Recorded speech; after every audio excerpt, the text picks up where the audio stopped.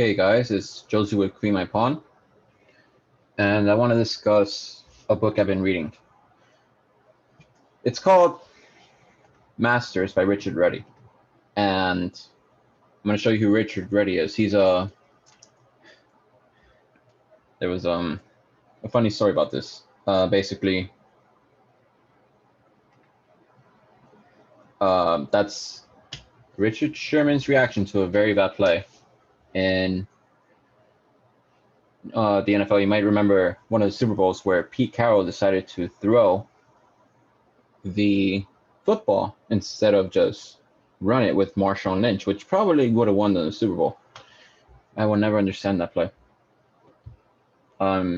Pete Carroll said that it was something about like the defense having the goal line formation and they wanted to throw it, but like I'm never gonna understand that. Anyways, let me show you who Richard Reti is.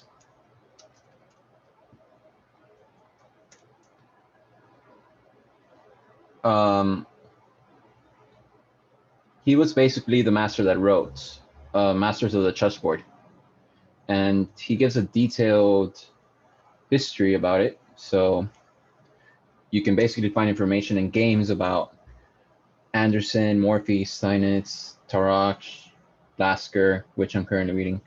And one of the things that he says is that whenever white plays e4, black needs to obviously play e5 and play d5 as soon as possible so that he can equalize.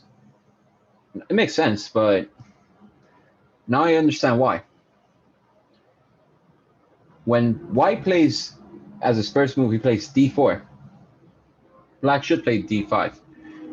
But then he should also play c5 or e5. e5 would be more logical, but it's almost impossible because white having the first move and all, he's going to control that square with all he's got. So c5 seems more possible. But it makes more sense. You have to free the center up to open the game. Otherwise, the pawn is going to be oppressive. Oppressive meaning that they're going to basically bully you. Let's look at a game that I just played. But first of all, I've been reading this game. I'm going to pull it up right now. And basically, because of this game, I just played like one of the best games I've played in a while. It was Lasker against Rubinstein. Lasker had the black pieces, so you could say it was Rubinstein versus Lasker in Moscow, 1925. And I only read the first two moves. And the first two moves started just like this. I'll be black. D4, D5, C4, C6. Of course, you want to play C5, so E6 is more logical, but you know, C6 has its advantages, which I will not go into for the purpose of the video. And the point is that C5, not now, obviously, it's been proven to be bad, but later on in the game, it turns out that C5 is a very good freeing move because it removes this pawn. Let's go ahead and see what I'm talking about, shall we? I just played a game testing this theory out. Let's see what happens. It's an E4 game, so obviously I'm going to play E5. We're going to skip to the good parts. This is an Italian game. This is the Gecko piano, the main line.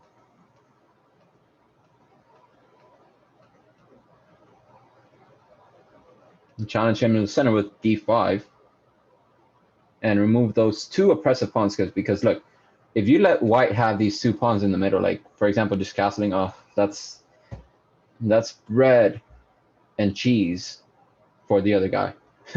dude, you got to get rid of these two pawns. So let's challenge him in the center. This is not a good move because it helps me develop.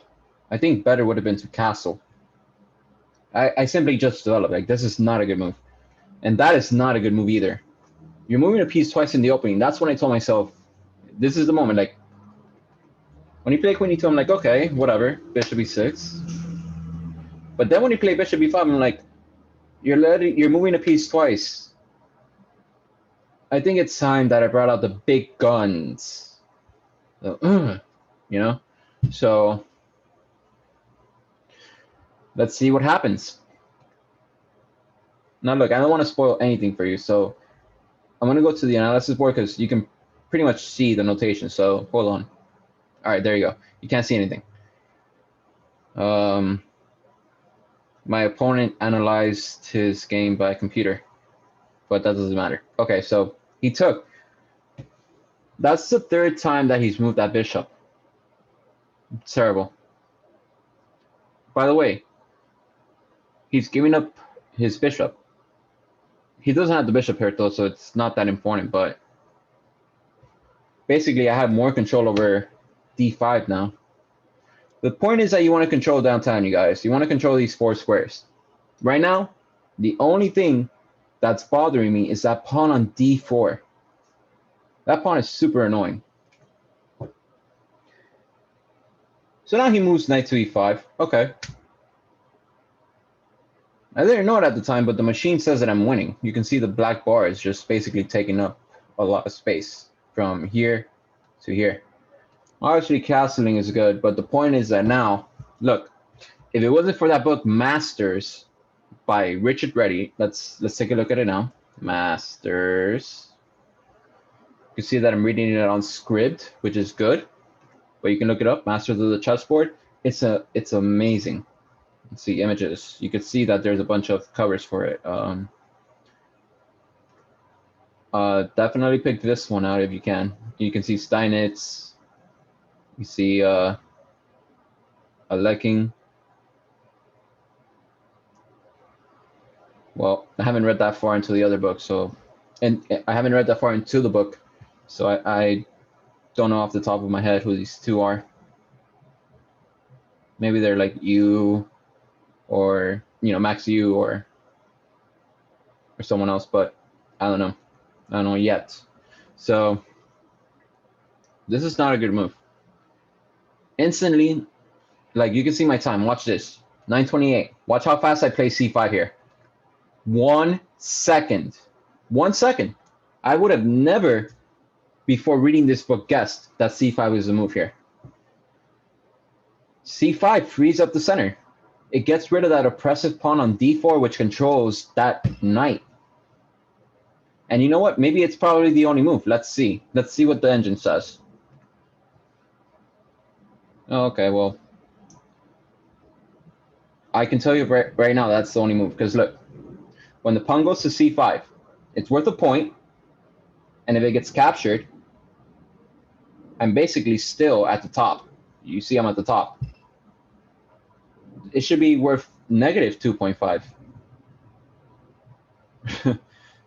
I'm basically winning. So of course, you probably saw the notation and you see how the game ends. I didn't want to spoil it for you, but anyways, c5 frees up the center for black, and there's no coming back from this. White's king is in the middle. I've castled. I'm safe. I don't care. And I can do whatever I want once I've castled. So let's see how the game ends. Now, you can see the black bar raising up more. At this point, I'm thinking, how do I attack this guy? What's the best move here? Some moves that come up to mind, and the first one that came up to mind was, because look, I want to play rook b8, but he can play knight to c6. So I'm like, nah, not good. Then I thought, no, first I thought queen f6, but that doesn't really do anything. The knight's protected by the queen, and he can play knight f3. It's not that good. Oh, look! You should probably pause the video and try to find the move for yourself. So I'll give you 3 seconds to pause the video. All right, so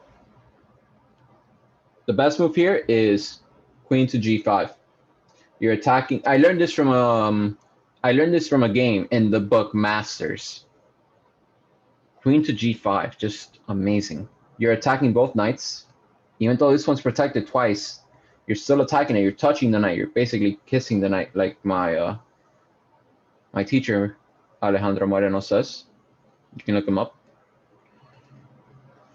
You're attacking that other knight, which is also protected once, but you're also attacking this pawn, so you're exerting a lot of pressure from this position, you guys.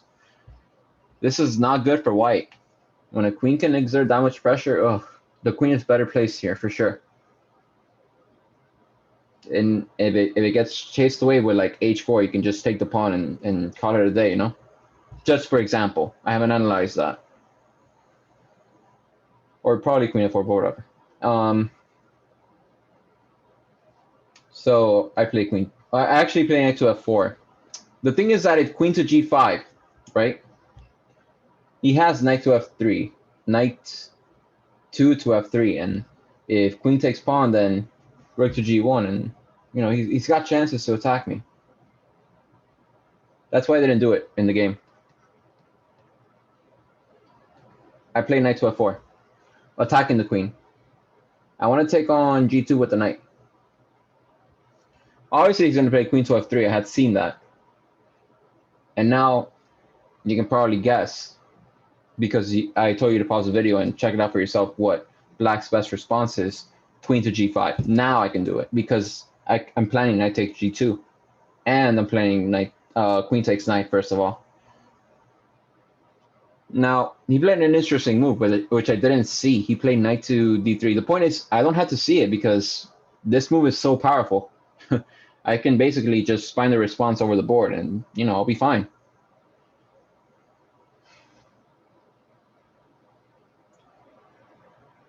My knight's attacked twice, so I'm going to just do knight takes g2. King to f1. Now, look. This knight can be captured, but so can this one. Or even with the queen. So I'm not going to take the knight. Instead, I'm going to protect the knight. Yes, hold the position down. Bishop to d5. Look, the bar went down a little bit, but I don't care. I'm still winning. Look at the bar. This means equality. And if the bar is over here, I don't care what move I make. Like as long as I don't make like a dumb move, you know? Like let's see what happens if I don't even want to see what happens because I know it's a bad move. I was gonna take the knight, but I know it's a bad move. So I gotta keep attacking. Bishop to d5. The engine says knight to h4, but a human like me, I'm a human. Okay, I was born here on planet Earth. I'm never gonna see that. I'm never gonna see that. I play bishop to d5. First of all, it's an X-ray. I'm protecting the knight right here, and basically he's gotta do something about it. He played knight to e4. You know, the best move under the circumstances. Of course, one would normally buckle and take the knight. Then nothing happens. But I have to maintain the pressure, you guys. Try to find the move now, if you haven't seen the notation. 1, 2, 3. The move is queen to g6. Ah, just amazing. I mean, he's, as my master likes to say, because you know he's a national he's actually an international master, so I think his mind infects mine in a good way. Está clavado, which means in Spanish, he's pinned. He's pinned. Look at this bishop. Look at these pieces. What color are they on? What color are these pieces on? They're on the same color as the bishop. So the bishop is going to get some food tonight. Yes, the bishop is going to be fed. Rook to g1. I win a rook automatically. That's all I have to say about the position. Sure, I can find a better move, but I'm going to choose just the most practical one that saves me time over the board, because when you play chess, you have a timer. So I'm just going to win a rook. Let's go ahead and win a rook. Take the knight, he takes my knight. I win the queen, he takes my queen. But now, I win the rook. And that's it, you know? The game's over. Just don't blunder. Knight to e5. This is called the magic distance, when you have a knight and a bishop separated by 2 squares. Sometimes the knight controls the bishop, other times the bishop controls the knight. For example, neither the bishop or the knight can move here, or else it gets captured by the other piece. But you know, I'm up a rook, guys, so basically the game's over. Now I'm gonna pin him and exchange rooks, and you know, the game's over. I pre-moved all this. It's over. He resigned. So I definitely hope you enjoyed this video, but the reason why I give credit is because I saw Masters. I read Masters. Because of Masters, I know free moves like c5. I would have never seen that before. I would have played something else. Definitely pick up Masters of the Chessboard by Reti, Richard Reti. And if you like the video, make sure to subscribe or like the video, and I'll see you on the next one.